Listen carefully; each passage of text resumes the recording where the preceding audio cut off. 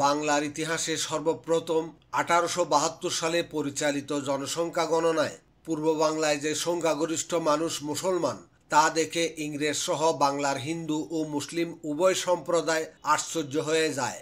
এর আগে ইংরেজরা অনুমান করত যে পূর্ব বাংলার হিন্দুরা মুসলিম জনগোষ্ঠীর প্রায় 2 গুণ, অথচ জনসংখ্যা গণনায় দেখা গেল তার ঠিক উল্টো। কিন্তু কিভাবে সবার অগোচরে পূর্ব বাংলায় মুসলমানদের সংখ্যা বেড়ে গেল, আজকে আমরা তা জানব।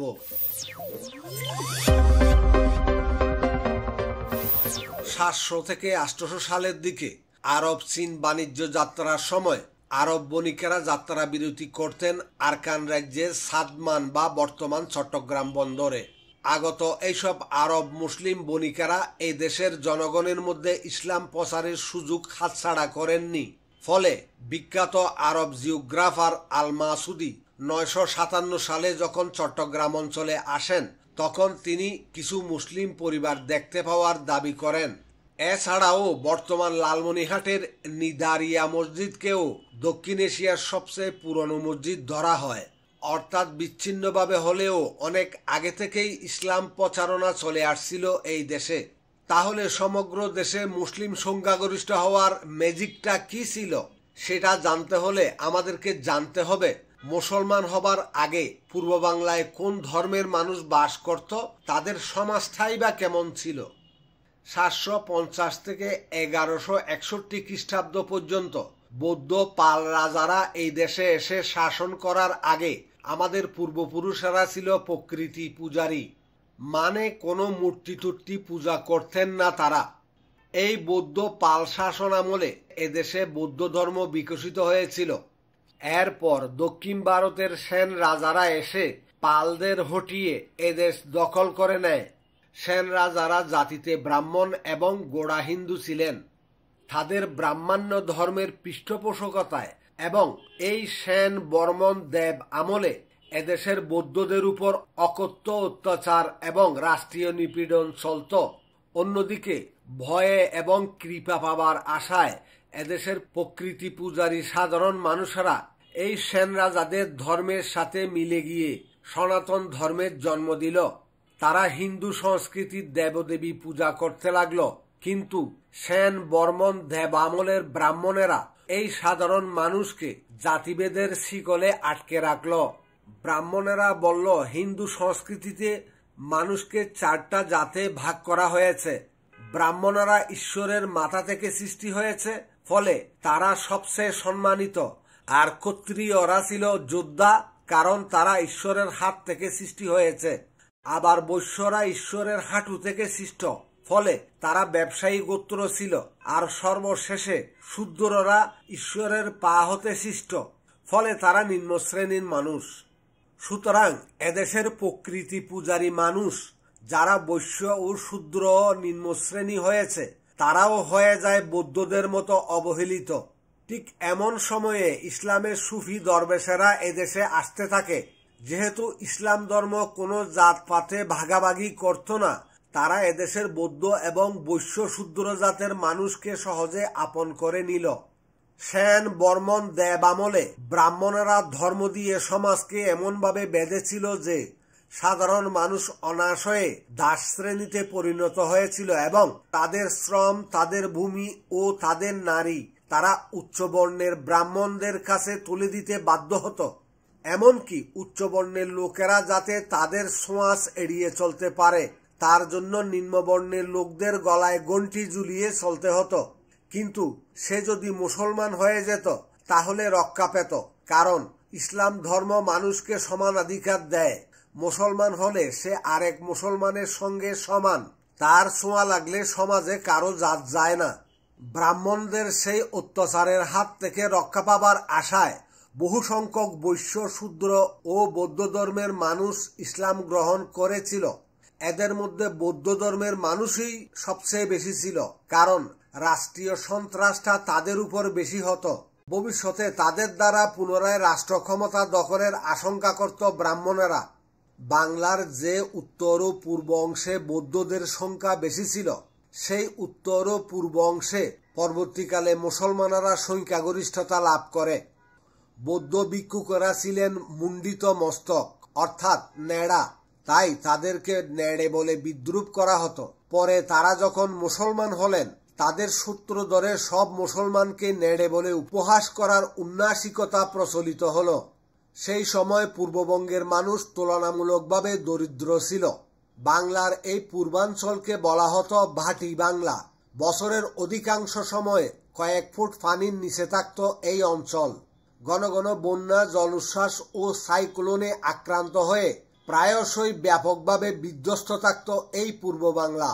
ফলস্বরূপ এই অঞ্চলে বসতি স্থাপনকারী কৃষিজীবী, মৎস্যজীবী, নৌকাজীবী ও অনুরূপ অন্যান্য জনগোষ্ঠীসমূহ নিরন্তর ব্যস্ত থাকত ধ্বংসাত্মক এই প্রাকৃতিক শক্তির বিরুদ্ধে টিকে থাকার লড়াইয়ে।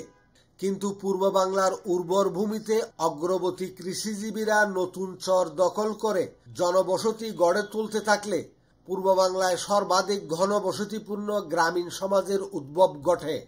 কিন্তু অর্থনৈতিক দুরবস্থার কারণে বিশৃঙ্খলা আর কলহবিবাদ হয়ে দাঁড়ায় এই সমাজের নিত্য অভিজ্ঞতা। একই কারণে পূর্ব বাংলায় শক্তিশালী ও সুগঠিত প্রশাসনিক কাঠামো গড়ে তোলা প্রায় দুরূহ ছিল, যা ইংরেজেরাও লিপিবদ্ধ করে গেছেন। এই বৈরী প্রকৃতি আর প্রাতিষ্ঠানিক শূন্যতা একটা বিশৃঙ্খল সামাজিক অবস্থার জন্ম দেয়।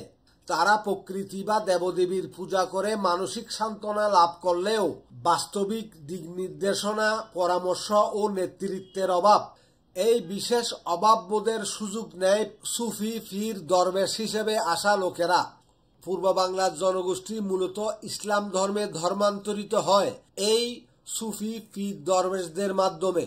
ফলে বাঙালি মুসলমানেরা সমাজ জীবনে পীরের নির্দেশিত এক ধরনের লৌকিক ধর্ম গড়ে তোলে এবং তাদের দৈনন্দিন জীবনের নানা ঘাত প্রতিঘাতে তারা পীরদের মুখাপেক্ষী হয়।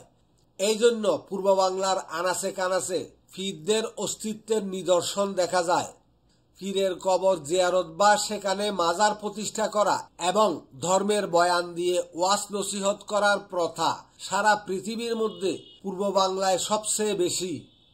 এমনকি ভারতের যেসব এলাকায় ব্রাহ্মণ্যবাদ কঠোরভাবে বর্ণপ্রথা চাপিয়ে দিতে পেরেছিল, যেমন উত্তরপ্রদেশ, রাজস্থান, বিহার ইত্যাদি, সেই সব এলাকা কয়েকশো বছর মুসলমান শাসনাধীন থাকার পরেও এই সব পীরেরা সেখানে নিম্নবর্ণের জনগোষ্ঠীকে ধর্মান্তরিত করে মুসলিম করতে পারেনি। এর কারণ সেখানে নিম্নবর্ণের হিন্দু ছিল কিন্তু বৌদ্ধ ছিল না। তার মানে পূর্ব বাংলায় বৌদ্ধরা এবং স্থানীয় কিছু জনগোষ্ঠী সুফি পীরদের সহায়তায় মুসলমান গ্রাম্য সমাজ উদ্ভব করেছে। কিন্তু কখন, কিভাবে এত পীর দরবেশ বাংলায় আস্থানা করল? মুসলমান সুফি দরবেশেরা ইসলাম প্রসারে বিভিন্ন স্থানে আস্থানা গড়লেও এই সুফি দরবেশদের আস্থানায় হামলা চালাতে সাহসী হয়নি সেন রাজারা। কারণ ততদিনে উত্তর ভারতে মুসলিম আধিপত্য কায়েম হয়ে গেছে। গজনীর সুলতান মাহমুদ ও মোহাম্মদ গৌরীর ভয়ঙ্কর অভিযানের খবর ততদিনে তাদের শ্রুতিতে এসে গেছে। তাই ব্রাহ্মণ্যবাদী সেন রাজাদের ভয়াবহ আক্রমণ থেকে প্রাণ বাঁচাতে বৌদ্ধরা সুফি দরবেশদের আস্তানায় গিয়ে ইসলাম ধর্মে দীক্ষা নেয়। 1204 সালে এখতিয়ারউদ্দিন মুহাম্মদ বখতিয়ার খিলজি সেনদের হটিয়ে বাংলা দখল করার পর তার বিজিত রাজ্যের সীমানা দাঁড়ায় পশ্চিমবঙ্গের অন্তর্গত নদিয়া থেকে রংপুর, তিস্তা, করতোয়া, পদ্মা, কুশিয়ারা নদীর নিম্নাংশ পর্যন্ত। এই সময় ভারতের অন্যান্য অঞ্চল থেকে দলে দলে মুসলিমেরা ও অন্যান্য পীর দরবেশেরা বাংলায় এসে বসতি স্থাপন করে এবং ইসলাম প্রচার শুরু করেন। 1303 সালে সিলেট অঞ্চলে হযরত শাহজালালের প্রভাবে মুসলিম বাড়তে থাকে। 1398 দিকে খান জাহান আলী রহমতুল্লাহর প্রভাবে দক্ষিণাঞ্চলে মুসলিম বাড়তে থাকে। এই সবের মধ্যেই রাজা গণেশ পুনরায় হিন্দু শাসনের আবির্ভাব ঘটান। কিন্তু 1418 সালে রাজা গণেশের ছেলে যাদুনারায়ণ শাসনভার নিয়েই ইসলাম ধর্ম গ্রহণ করেন এবং নিজের নাম রাখেন জালালউদ্দিন মুহাম্মদ শাহ। তিনিই প্রথম রাষ্ট্রীয়ভাবে ইসলাম প্রচার শুরু করেন এবং আরকানকেও বাংলার অধীনে নিয়ে আসেন। এভাবেই মুসলমানদের সংখ্যা পূর্ব বাংলায় বৃদ্ধি পায়। এরপর 550 বছর ধরে মুসলমানেরা এখানকার শাসনকর্তা সুলতান বা সুবেদার বা নবাব ছিলেন।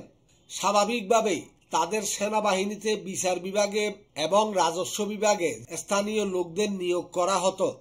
আবার দিল্লি ভারতের মধ্যে প্রধান মুসলমান কেন্দ্র হলেও সেখানে সবসময় ষড়যন্ত্র, সটতা, হত্যা আর রাজনৈতিক গোলযোগ সবসময় লেগে থাকত।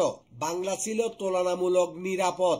ফলে বেশ কিছু সংখ্যক অবাঙ্গালি আরবি, ইরানি, তুর্কি, ফার্সি, হাবসি, মুঘল, পাঞ্জাবি, বিহারি প্রভৃতি মুসলমান বাংলায় বসবাস শুরু করে।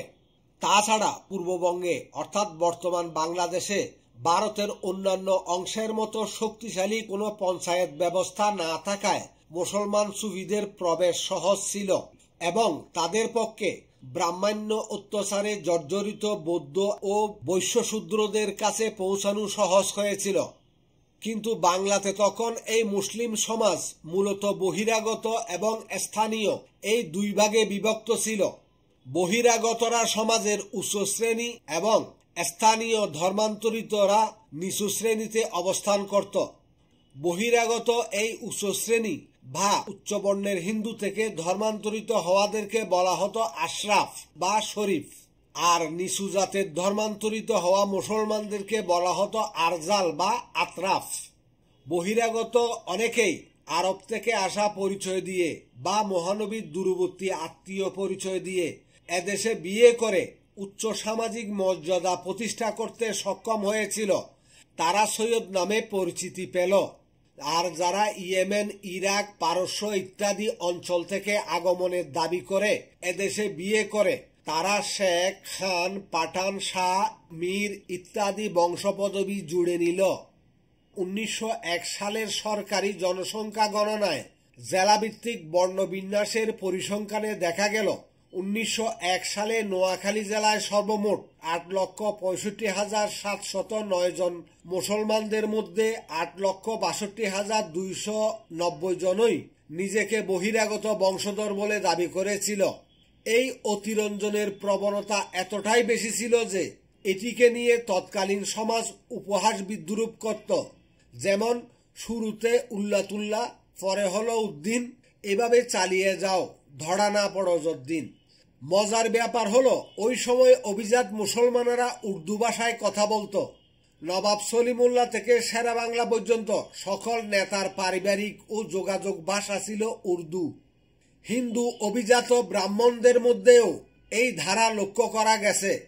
বহিরাগত ব্রাহ্মণেরা সংস্কৃত ভাষাকে বলতো দেবভাষা আর বাংলাকে বলতো গৌড়ীয় ভাষা। সে যাই হোক, মূল কথায় আসা যাক। ত্রয়োদশ থেকে পঞ্চদশ শতক পর্যন্ত বাংলায় সুফি প্রচারের স্বর্ণযুগ। এই সময়ে সুফি দরবেশেরা বিভিন্ন জায়গায় খানকা প্রতিষ্ঠা করে তারা ইসলাম প্রচারে আত্মনিয়োগ করলেন। কথিত আছে যে এইসব খানকা শরীফে মেয়েরাও যেত বলেই তাদেরকে সনাতন ধর্মের লোকেরা খানকি বলে অভিহিত করত। সুফিদের আগমনের আগে এদেশের প্রকৃতি পূজারী মানুষেরা তান্ত্রিকতায় বিশ্বাস করত। তান্ত্রিক গুরুদেরকে লোকে অলৌকিক শক্তির অধিকারী বলেও বিশ্বাস করত। সুফি দরবেশদের সাধনাও ছিল তান্ত্রিক গুরুদের মতো। ফলে এদেশের সাধারণ মানুষ খুব সহজেই সুফিদেরকে তান্ত্রিক গুরুদের আসনে বসালো। অন্যদিকে সুফিদের কোনো ধর্মীয় গোড়ামি ছিল না, ফলে খুব সহজেই সাধারণ মানুষ তাদের প্রতি আকৃষ্ট হতো। ভারত ভাগের সময় লোক বিনিময় নীতিতে শুধুমাত্র 47 সনে পূর্ব বাংলা ছেড়ে পশ্চিম বাংলা তথা ভারতে চলে যায় 11 লাখ হিন্দু। বিপরীতে পশ্চিমবঙ্গ, আসাম, বিহার, ত্রিপুরা ইত্যাদি রাজ্য থেকে মাত্র 50,000 মুসলমান পূর্ব বাংলায় আসে। সেই যে শুরু বাংলাদেশি হিন্দুদের দেশ ত্যাগের মহামিছিল, সেই মিছিল আজও থামেনি। পূর্ববঙ্গে 34% হিন্দু 1971 সালে গিয়ে দাঁড়ায় মাত্র 18%, আর বর্তমানে 8%। জমি বর্গা নিয়ে চাষবাস করা পূর্ববঙ্গের মুসলমানদের প্রধান কর্ম ছিল। শিক্ষার প্রতি তাদের আগ্রহ তেমন ছিল না। সেই শাসাবসা নিম্নবর্গের মুসলমানেরা আজ এত সম্পদ সম্পত্তির মালিক হলেও শিক্ষা দীক্ষা ও জ্ঞানের প্রতি অনাগ্রহতা থেকে বের হয়ে আসতে পারেনি এখনো।